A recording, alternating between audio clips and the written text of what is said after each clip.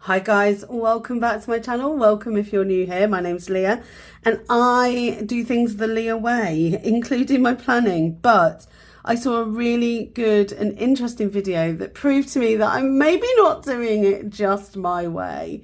And it was a video by somebody I follow here on YouTube called Julie Plans, and she was talking about what is in and what is out for planners. And I thought, oh my gosh, she is hitting the nail on the head. So she asked her subscribers and her followers on Instagram what they thought was in and out for 2024 when it comes to planning. Some of the things I completely agree with, and some of them I'm like, nah, I'm still on that bus. So the first thing that she spoke about was kind of the less is more approach. And stickers are out, she was saying. Stickers are no longer in. Listen, I have way too many stickers for them to be out, but I totally agree. So when I started planning, this isn't my starter planner, but when I started planning, I started journaling actually, and I wanted to fill my page with stickers, and I still really enjoy doing that junk journal type thing. I then swiftly moved into the Hobonichi, and I was using the kits. I mean, you know, they for me, I enjoyed them. I loved how beautiful they made things look. I felt like they just kept things consistent, and I still really like them. I'm still using them. I mean, some of these are just gorgeous, but I think I am making things a bit more different. So, I mean, even here, look, you can see how many stickers I've used throughout the whole time that I've been doing this. It's sticker after sticker, but also handwriting, etc, etc. I did try one where I didn't use a kit. I used a journaling kit, and that was quite nice. It made me realize I didn't need those kits. And so in the Hobonichi, I've got quite a few. I have a whole folder full of them, and I'm still going to use them, but not every week. I don't have to use them every week. I've been trialing different things. I did try this where I used a kit but didn't use too many of the functional boxes, so I kept it for deco and for theming. But I then moved on to, you know, just the smaller character stickers, which I still really love. And then here I used the Hobonichi kit from the Coffee Monsters Co, because it was their Halloween one. And again, I sort of went down the route of not using all the kit and all the functional boxes. And I would say in the Hobonichi I still like it. I think it looks nice, but I agree. I think that the way things are going, I'm actually going to be doing things slightly differently. So I'm just going to show you, this is the size of my health and wellbeing planner. That's another thing I'll come on to in a minute. And then I'll also show you my A5 planner. Although I will be having an unstacked, but it's worth me showing you what the difference is. So this is my B6. I have decided for my B6 health and wellbeing planner, which actually is a self-care planner, I will be doing journaling, but I won't be doing journaling in the back pages, in these ones.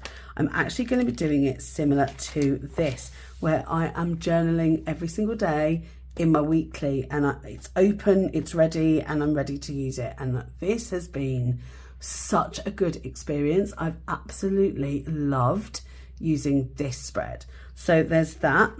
When it comes to the other spreads, so again, I went down the route of not a kit, because there isn't kits for this, or there wasn't kits for this. I actually decided to use things that I had, like boxes that I had, but then just pen and a few stickers. And I just did very minimal to start with. Some of these are transfers, by the way. This is a transfer, like there's no, it's so good, it doesn't bulk up your page, and you really notice the thicker stickers when you use a transfer, because they're just amazing. And then these are like the pet tape, which I will continue to use, I think. And then I used the journaling kits, which I love. I love a journaling kit. Again, I used the more transparent ones, so it was less invasive on the page. But then I was using these little character stickers. I still love those. I actually really do. And you don't need a sticker per thing that you're doing. Like here, I didn't put one in there. There, I didn't put one in there. But just to accent the page rather than to completely take over. And you can also see that I've done some different things in here. So I've used some of the journaling kit, just a few boxes. I've done, where's my other one? Where's my favourite spread? This one is my favourite. Just character stickers and pen, but I did decorate it with 3 transfers. Like there's 3 transfers on that page. This was my favourite spread of all time in this one. It was just, these I've been practicing, I've been enjoying it. My least favourite was probably, I've got a couple actually. There's a kit that somebody made and it just doesn't work for me anymore. This layout just is too crowded. It's too much work. So things have changed in here considerably and I love putting pen in. I love this. This is just delightful. I still want to sticker up though. I'm not completely off the sticker bus, but I will be doing more of the junk journaling. So let me just show you my A5. So again, I've been trialing things. I started out with, this one is a journaling kit. Again, more pen. Sorry, I spilt water on it. But there's more pen than there is stickers. It's giving me theme, but it's not giving me this, which is so boxy. And for me, it makes me feel like I'm in a box. So yeah, it's weird because on this one, I don't feel like I'm in a box, even though every single one of these is in a functional box. And this is these are mainly boxes from Papershire. They're not kits, but they're just boxes that they've got. And I used it to see, you know, which ones would fit in here. They all do. And I really love it. And it's weird because I would never have thought to do this where the boxes are all higgledy-piggledy. There is no theme per se because it's just Papershire. And I really love it. And then a few, again, little pet tape stickers in and around and a few different character stickers, but not too many because I already had them in the boxes. So I really enjoyed that one. This was very minimal for me. And I know it doesn't look it, but it was. There's so much white space on here. I feel like white space is really coming back. Personally, I do prefer the fuller ones.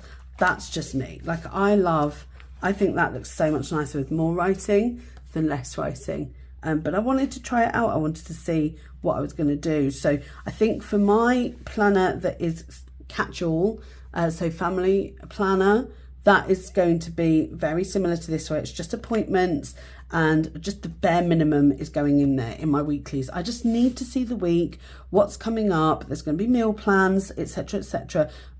What is happening in my family? How can I make things work? How can I make the house run smoothly with everybody? And that's what's going in there.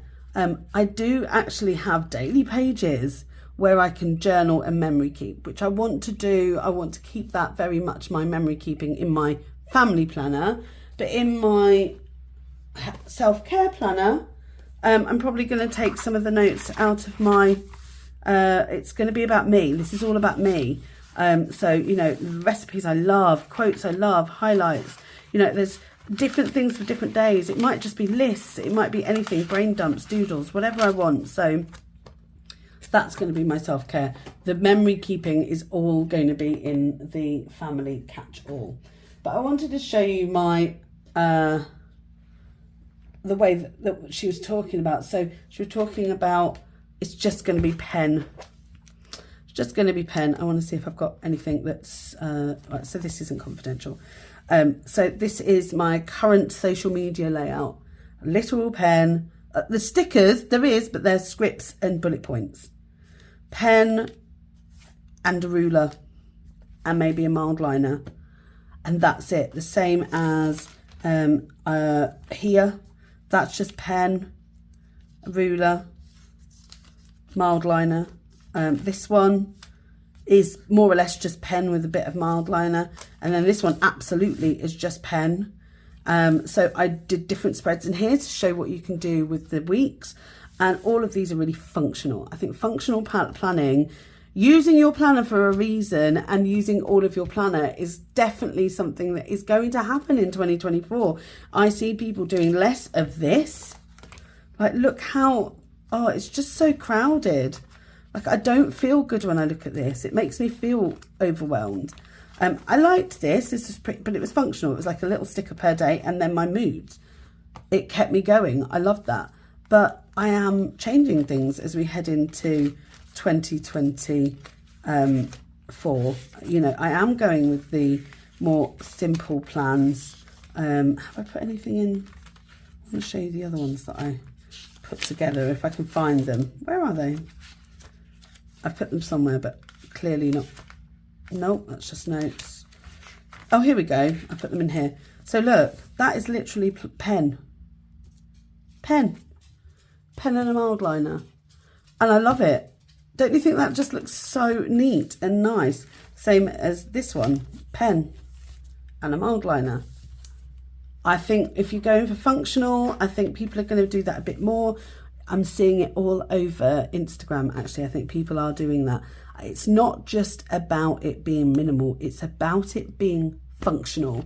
And I think that's the way we are heading. We are functional planning for 2024. We don't have enough money at the moment. We don't need to be buying a billion stickers. We've already got them. We could use them all. We don't have we've got more time because we've got no money and we need to spend less, and we also need to budget. And that's why it needs to be functional, because we need to do our jobs, find another job, probably put that in, look after our families, make sure the money goes as far as possible. Like, we need to have our planners work for us and not be so frivolous, because we cannot be frivolous. So I totally agree with that we are going back to pen and ink. That's it. So another thing that was really interesting, she mentioned that the stack of planners, people are going to use one planner for all.